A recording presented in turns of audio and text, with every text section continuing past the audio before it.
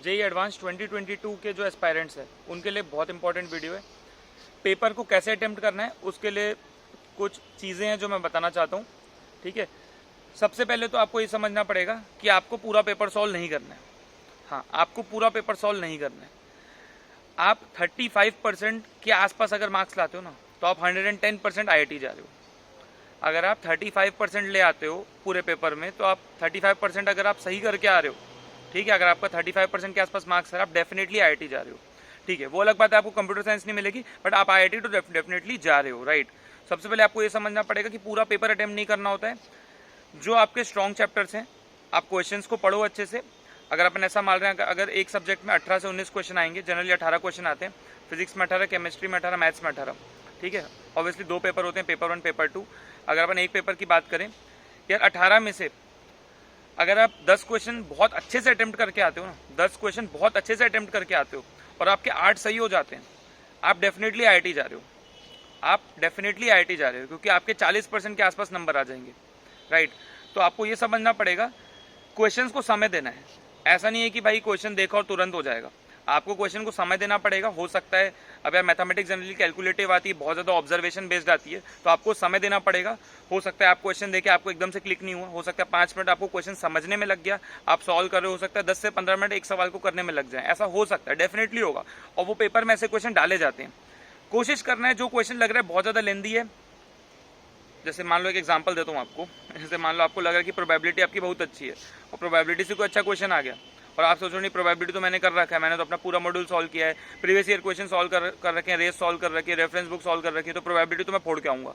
और पता चला प्रोबेबिलिटी का काफ़ी अच्छा क्वेश्चन आ गया जो मतलब हिल ही नहीं रहा आपसे, और आप 15-20 मिनट दे जा रहे हो, मतलब आप अपनी ईगो को सेटिस्फाई करना चाहते हो कि प्रोबेबिलिटी में से कैसे नहीं हो सकता, ये तो मैं अच्छे से कर रखा था।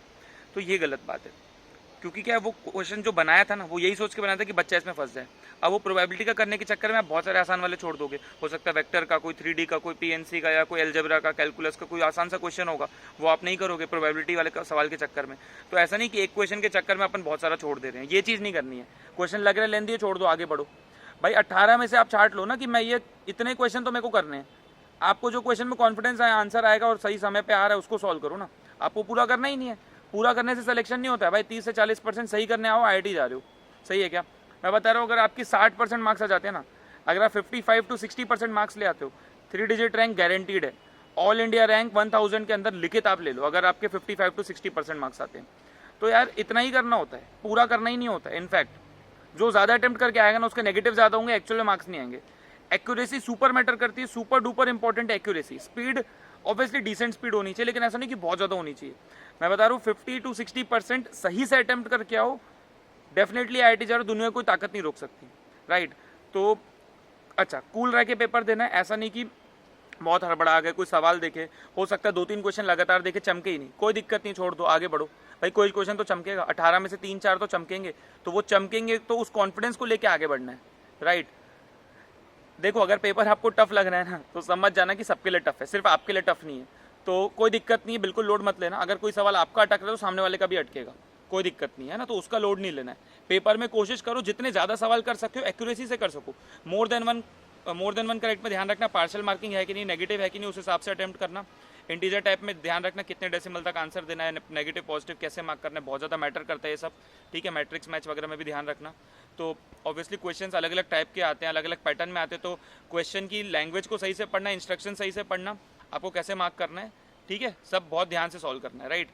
एग्जाम सेंटर समय से पहुंच जाना, ज़्यादा लेट मत करना, अपना टिफ़िन कैरी करना, पानी रखना अपने साथ, ठीक है।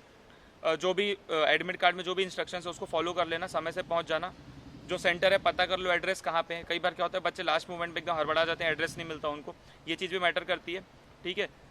और सुपर इंपॉर्टेंट चीज़, अगर आपका सुबह 9 बजे पेपर है, देखो पेपर का टाइमिंग है 9 से 12 और 2:30 से 5:30, राइट। तो 9 बजे अगर आपका पेपर, ऑब्वियसली आपका रिपोर्टिंग मेरे हिसाब से 1 घंटे पहले ही रहेगा, आप एडमिट कार्ड में देख लेना जो भी आपका रिपोर्टिंग टाइम है। ऑब्वियसली आपको सुबह घर से, अब जितना दूर रहते हो उस हिसाब से निकलना पड़ेगा, आपको 5-6 बजे सुबह उठना पड़ेगा। अगर आप ज़्यादा दूर रहते हो तो आपको 5 बजे उठना पड़ेगा, आप आसपास रहते हो तो हो सकता है आप 6-6:30 बजे उठ के भी पहुँच जाओ। अगर सुबह 6 बजे भी उठना है आपको तो आपको समय से सोना है, रात को आपको 10-11 बजे सो जाना है। ऐसा नहीं कि 6 बजे उठना है और 2 बजे सो रहे हैं, बस 4 घंटा सो के जा रहे हैं।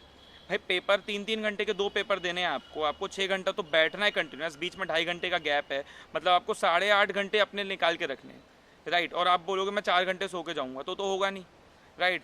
स्लीप बहुत ज़्यादा मैटर करती है। आप कोशिश करो आप 10 बजे सो जाओ, 10 बजे सो जाओ, 5-6 बजे उठ जाओ, है ना। 7 घंटा सो के जाओ, आराम से सो के जाओ, नींद पूरी होनी चाहिए। नींद पूरी होगी तो आपको एक्टिव फील होगा, राइट। ब्रेकफास्ट करके जाना घर से ही, बाहर का मत खाना, क्योंकि यार बाहर का हाइजीन इश्यूज़ रहता है, अच्छा मिलेगा नहीं मिलेगा। और ब्रेकफास्ट लाइट करना है, ऐसा भी नहीं कि बहुत, ऐसा नहीं कि 3 पराठे खा के चले गए, बहुत पूरा पेल दिया खाना और वहाँ पे नींद आ रही है, ये भी नहीं होना चाहिए। आराम से लाइट खा के जाना, टिफ़िन लेके जाना, और टिफ़िन में भी दोपहर में थोड़ा बहुत खाना, ठीक है। सब लाइट रखना, मतलब ऐसा एकदम हैवी नहीं खाने की नींद आ जाए, और कम भी नहीं खाने की भूख लग रही है, एकदम ऑप्टिमम जो आपकी डाइट है आप अपने हिसाब से देख लेना यार, ठीक है। पानी ज़रूर रखना अपने साथ, ठीक है। बाकी अगर आपने 2 साल मेहनत किया, डेफिनेटली रिजल्ट आएगा, 110% रिजल्ट आएगा, कोई ताकत नहीं रोक सकती, आपका डेफिनेटली सिलेक्शन होगा। All the best.